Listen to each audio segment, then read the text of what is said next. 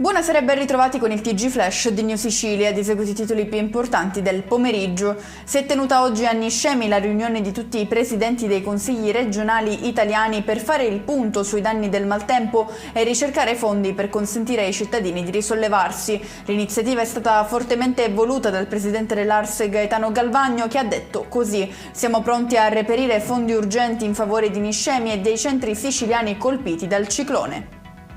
Intervenuto nell'occasione anche il sindaco di Niscemi Massimiliano Conti, che ha sottolineato come la frana sia ancora in corso. Le attività produttive, ha poi aggiunto, sono state stravolte, la vita sociale è compromessa, ma vogliamo ripartire, ha affermato il primo cittadino.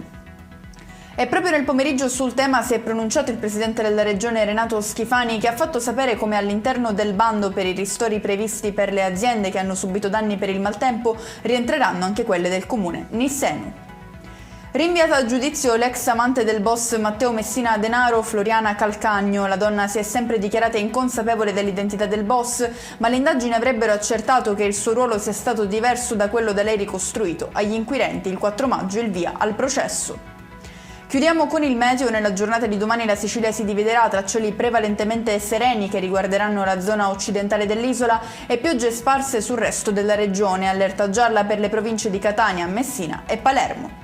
E con questo è tutto, prossimo appuntamento domani alle 13:30, grazie per averci seguito, buon proseguimento di serata.